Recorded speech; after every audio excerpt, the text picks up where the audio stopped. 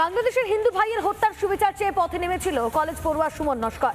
মমতার পুলিশের নারকীয় অত্যাচারের শিকার হন তিনি। রক্ত ঝরে তার। কেমন আছেন প্রতিবাদী সনাতনী?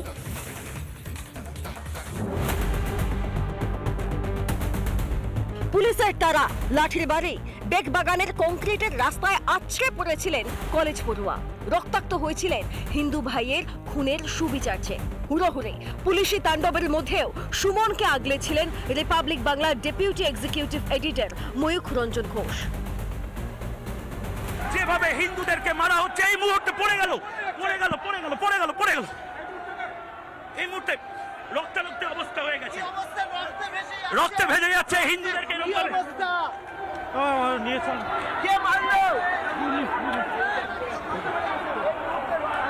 এই মুহূর্তে একজন অসুস্থ হয়ে পড়েছে।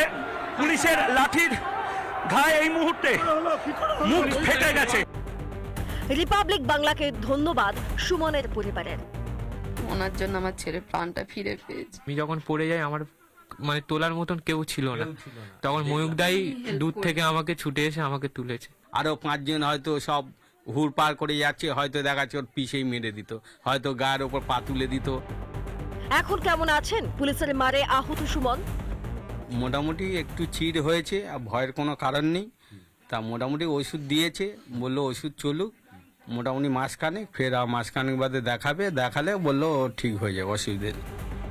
আপাতত বিশ্রামে থাকার পরামর্শ চিকিৎসকদের। কিন্তু মঙ্গলবার ঠিক কি ঘটেছিল সুমনের সঙ্গে? পুলিশ মারলো। পুলিশ মেরেছে।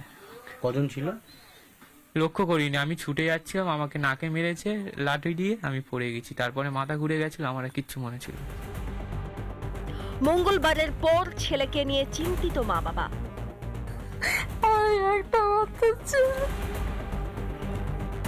বাংলায় সুবিচার যেন সোনার পাথর বাটে। পুলিশের ওপর আস্থা নেই আক্রান্তের পরিবারের। কি বিচার চাইবো বলুন তো? আর আমরা সবকিছু দেখতে পাচ্ছি, যা কিছু কমপ্লেন কোনো কিছু করলেই তো তারা আসে, তার সবকিছু তার প্রতি স্টেপ নেবে না। অভিযোগ করেন, কিছু সুরাহা পাবেন না? না, কোনো কিছু পাবো না। এই যা দেখছি এখন পাবো না। কমপ্লেন করবেন ভাবছেন? না, করে কিচ্ছু লাভ নেই। করলেই তো তার হিতের বিপরীত হয়ে যাচ্ছে। ছেলে সুস্থ হয়ে উঠছে, যার গোটা কৃতিত্বই রিপাবলিক বাংলাকে দিল সুমনের পরিবার। কিন্তু এখনো ভয় কাটেনি নস্কর পরিবারের। মমতার পুলিশের ওপরে যে আম জনতার বিশ্বাস নেই তা আরও একবার প্রমাণিত। অনুপম পাত্রের রিপোর্ট, রিপাবলিক বাংলা। নানা ধরনের কন্টেন্ট দেখার জন্য লাইক করুন, শেয়ার করুন আমাদের ফেসবুক পেজ, সাবস্ক্রাইব করুন আমাদের ইউটিউব চ্যানেল। পাশাপাশি অন্যান্য ব্রেকিং নিউজের জন্য অবশ্যই চোখ রাখুন রিপাবলিক বাংলায়।